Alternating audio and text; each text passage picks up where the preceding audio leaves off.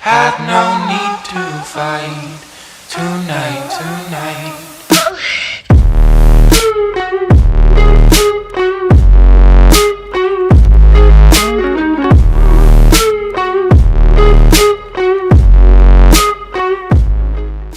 The 2021-2022 season previews conclude today with our 32nd team, the Anaheim Ducks. We've officially gone in reverse alphabetical order. After this video uploads, probably on Wednesday, it will be the conclusion of the series, and we can start getting into some other videos. So, the Anaheim Ducks are a very interesting team. They're rebuilding. They've already acquired some very young prospects to help out with this pool, but there may be a little bit more pain to go. We're going to look at the projected lineup, their key departures, their key arrivals, and ask the question, do they make the playoffs? But first off, if you're new to the channel, you have not already subscribed, I really would appreciate it if you did so. We're getting really close to 1,000. We were almost 10 away. I really would appreciate the support. And anyways, I won't waste any more of your time. Let's get into the video. So last season for the Anaheim Ducks was, the usual growing pains season.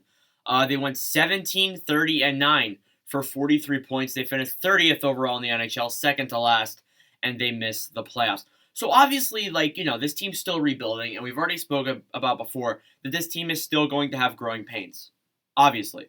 And I think there's still maybe 1 to 2 more years of that to come, because when you look at the core, they still have a lot of bad contracts that I'm not sure are gonna work out. They have a couple other things they got to work with. They got to develop the young guys like Zegras, Drysdale, McTavish. They have people they need to, work on and develop, obviously. So I think there probably is another year of growing pains in them. But personally, like last season, they just struggled to score. And scoring was just their biggest problem. They were fine. They were kind of fine with everything else. The defense wasn't too good. The power play, I remember, was kind of atrocious. The penalty kill wasn't very good either. But I mean, the biggest problem was them not being able to score goals. And that changed over the course of the season, obviously, because, they started getting Zegras and Drysdale into the lineup, and they started producing points. But obviously, it's been kind of a struggling year for that. And I think that it'll definitely change as the years go on. Your departures and arrivals list is a very short list. So I'm just going to go through it very skimmily here because they didn't really make moves to really put this team closer. They lost Danton Heinen to the Pittsburgh Penguins. Of course, they did not qualify as RFA offer, which made sense. Heinen was kind of struggling with goal scoring in Anaheim. He was just struggling all around. And I think he'll definitely get a chance like that with Pittsburgh. So, obviously. They also lost a longtime goaltender with the Vancouver Canucks, the Buffalo Sabres, and the Anaheim Ducks. I might be missing a couple teams there, but they lost Ryan Miller. So Miller's interesting for me. He was a very old and very good goalie. He still was pretty good even at his old age, but this is obviously the last year of his career. We all saw it coming, and he has obviously announced his retirement, so best of wishes to him. They also lost Hayden Fleury in the Seattle Kraken selection, a good young defenseman that came from Carolina mid-trade deadline. Obviously, that wasn't I don't want to say that was like a rental, but it was kind of like a move that, maybe for the Seattle expansion purposes so they don't lose guys that could be important, obviously. They also lost Carter Rowney, who has gone over and signed with the Detroit Red Wings. Kind of a depth forward. He was okay with Anaheim, but, he won't really be missed too much. And then the only key arrival that I really saw making an impact is Greg Pateryn, however you want to say it. Yeah, a depth defenseman. So that is really all your key arrivals and your key departures. Kind of an uneventful offseason besides drafting guys like Mason McTavish and, all that jazz. So, yeah, it's interesting, and I mean, they didn't get too many guys this offseason, but they're still a rebuilding team.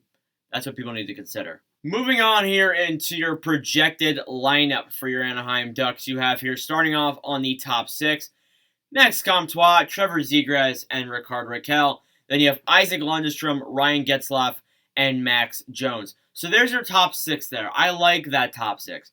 Comtois, I think, is a very solid, underrated goal scorer. I think he could be interesting this coming season playing on a good line. Zegras obviously getting that first chance as the first big first-line center.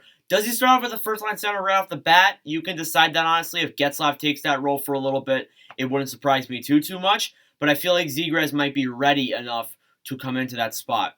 And then they also have Rickard Rakell, who, although he's been in the trade rumors, and honestly, he could very well get traded in the deadline this coming offseason, he could still be a very solid, 20-goal scorer for the Ducks at most. As well as that, on the second line, you have Isaac Lundestrom. Lundestrom, a very underrated playmaking player. We saw him come out of nowhere, kind of, last season and play pretty well. Then you also see Ryan Getzlaf there, too. Probably his last season with the Anaheim Ducks, honestly. He's probably the oldest guy on one of the youngest cores in the NHL. So it is going to be very interesting to see where he goes. And then, of course, Jones as well is going to be very interesting playing second-line minutes. As for the bottom six and the fill-in guys, you have starting off on the third line, Jacob Silfverberg, Adam Henrique, and Troy Terry. Then you have Sonny Milano, Derek Grant, and Nicolas Deslauriers. I might have said that wrong. And then you have Sam Steele and Alexander Volkov as guys down below that I think can make impacts in this lineup. So obviously, a little bit of a weaker bottom six. Silfverberg, I'm not too sure how he's going to do. Yes, maybe on the third line might be a little bit too aggressive, and Ducks fans might go crazy about that. But honestly, I don't really see him as a guy that's really going to stay on this team for much longer. Honestly, he could very well get dealt out at the deadline. Henrique, they've tried to trade him. We publicly know that. But they just can't get anything to get through with his contract. Troy Terry, solid young guy. He could very well play top six, honestly, with the way this Ducks team's going. Milano as well, young guy.